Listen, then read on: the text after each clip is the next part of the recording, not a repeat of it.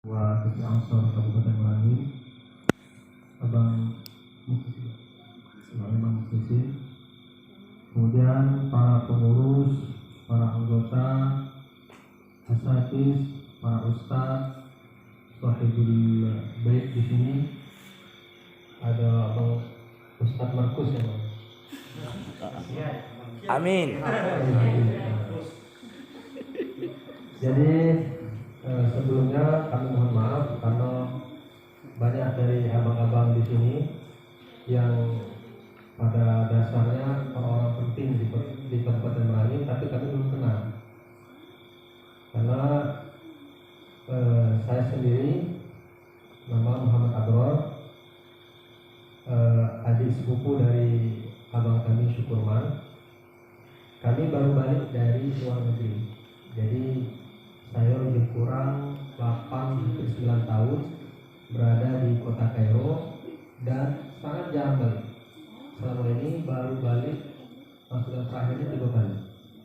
Dan adik saya juga baru balik juga. Saya baru beberapa bulan, 2 bulan lebih sedikit. Kemudian adik saya belum sampai 1 bulan. Jadi kami pun memang belum banyak kenal dengan kawan-kawan di Merangin.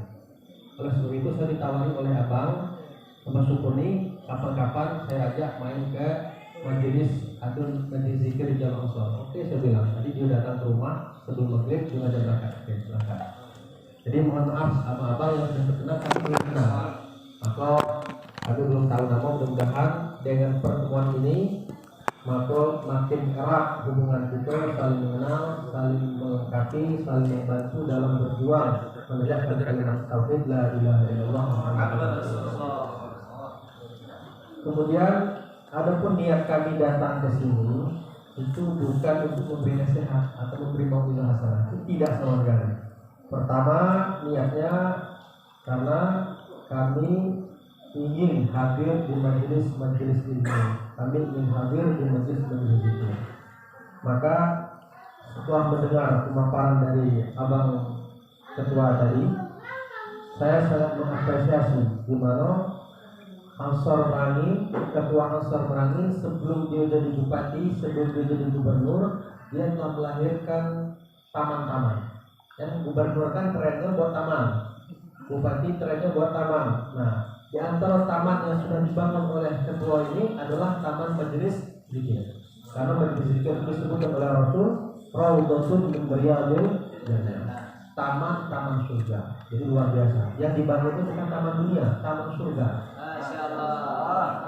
Oleh sebab itu saya merasa beruntung sekali kami dari Pondok Pesantren Nurul Yakin para ulama ini merasa sangat bersyukur sekali bisa hadir di taman surga ini.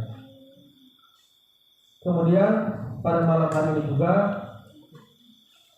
kita memperingati haulnya guru kita Abdurrahman Wahid atau yang lebih dikenal dengan Gus Dur. Dan saya cukup bangga mengucapkan bahwasanya Gus Dur senior saya. Nah, karena Gus Dur itu pernah dulu di Kairo, walaupun dia tidak lama di Kairo. Yang lama itu yang sampai selesai itu adalah Gus Mus. Sementara Gus Dur itu cuma berapa tahun, kata Gus Mus dia merasa kaya. Selama itu di sini belajar yang di pondok dulu lah, aku nak cari pengalaman lain lah. Sehingga Gus Dur waktu itu pindah ke Irak. Nah, dia selesaikan kuliah dia di Irak. Maka dia banyak ketemu kawan-kawan baru, termasuk salah satu orang Yahudi, sehingga dia bisa belajar bahasa Yahudi. Kemudian setelah dari Irak baru dia ke Eropa. Itu di antara perjalanan pendidikan Gus Dur, sehingga dia balik ke Indonesia. Mungkin kawan-kawan yang lain yang lebih tahu dari kita. Kemudian yang menarik dari Gus Dur ini yang saya dengar tadi, ada syair Gus Dur di mana disebutkannya bahwasanya banyak dari kita yang hafal Quran ataupun yang hanya belajar syariat saja sehingga bisa hafal Quran tapi mudah mengkafir-kafirkan orang lain atau saudara kita sesama seagama. Dan poin di sini adalah seperti mana dalam hadis yang ditulis oleh Imam An-Nawawi dalam kitabnya masyhur sekali, sangat terkenal, karena Imam An-Nawawi itu salah satu daripada pembesar ulama Syafi'iyah. Ketika dia menulis buku, hampir semua buku yang ditulis Imam An-Nawawi ini dari yang terkenal. Semuanya jadi kitab-kitab terkenal. Dan di antara kitabnya yang paling terkenal itu adalah Arba'in An-Nawawiyah. Itu kitab yang ditulis oleh Imam Nawawi. Nah, di dalam kitab ini Imam An-Nawawi tidak menulis sembarangan, pasti punya alasan. Pada hadis pertama ditulisnya hadis tentang niat. Karena dalam agama Islam itu, dalam syariat itu, tidak ada yang membedakan ibadah dengan perbuatan lain kecuali dengan niat. Maka niat tersebut merupakan sebagian daripada syariat itu. Dituliskanlah hadis niat itu yang pertama. Hadis yang kedua, ini poin yang ingin saya katakan, bahwasanya dituliskan di situ hadis yang lebih dikenal dengan nama hadis Jibril, hadisnya panjang. Hadis Jibril, singkatnya hadis ini menceritakan bahwa Rasulullah SAW pada suatu hari lagi berhalaqah macam ini dengan para sahabat siang hari. Tiba-tiba datang seorang laki-laki yang wajahnya itu sangat ganteng.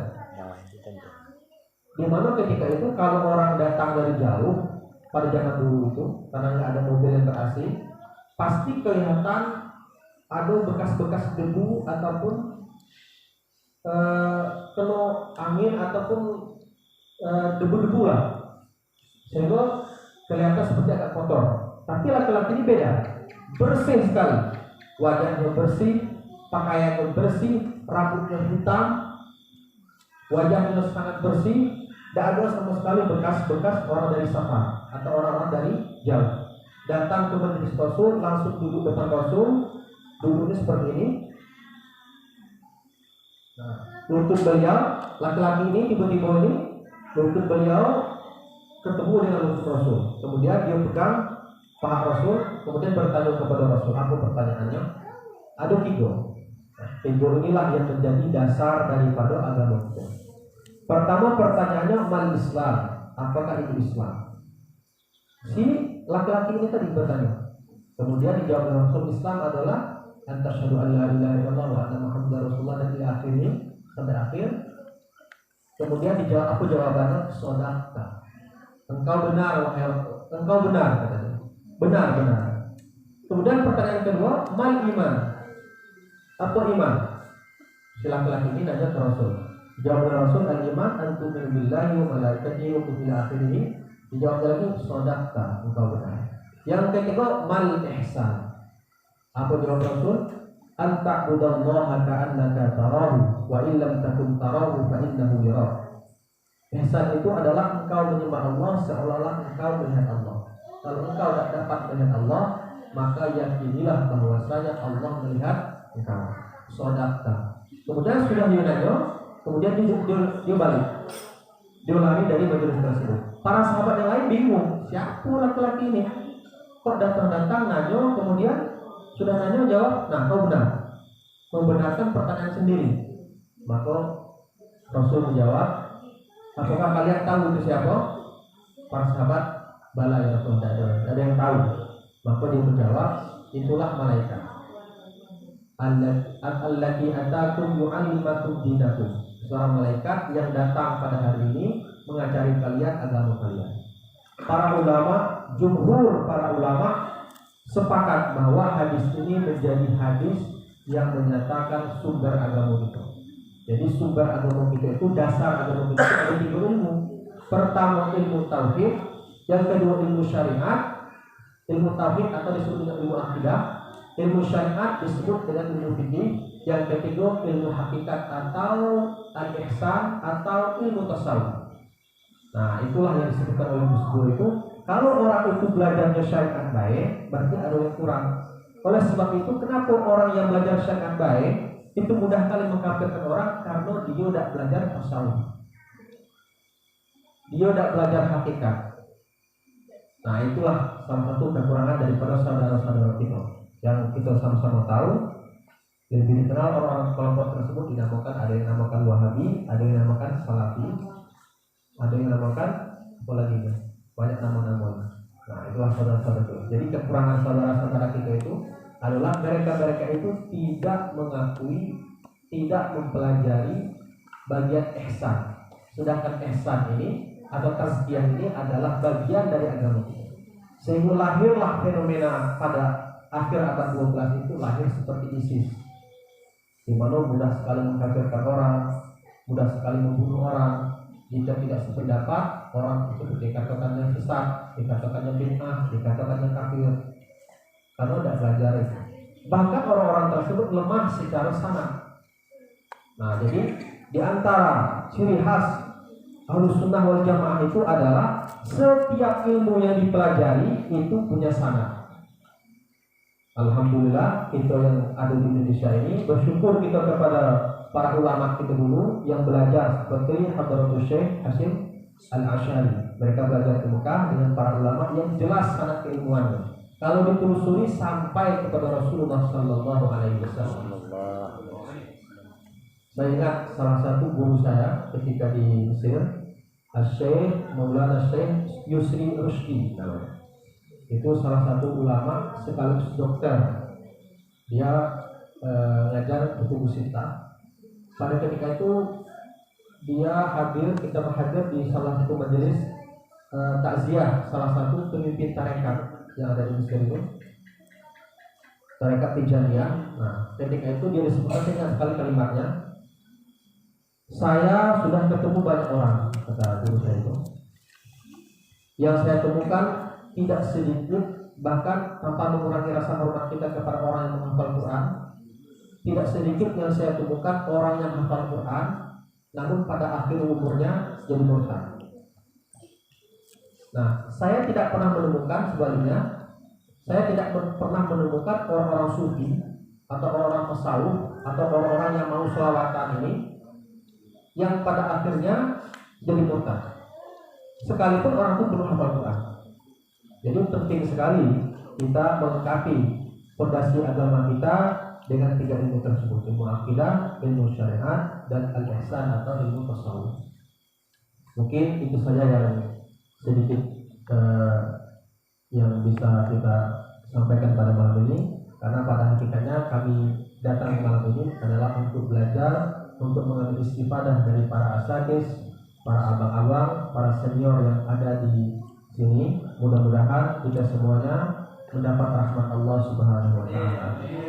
Kita dikumpulkan pada hari akhir nanti di bawah bendera Rasulullah sallallahu alaihi wasallam.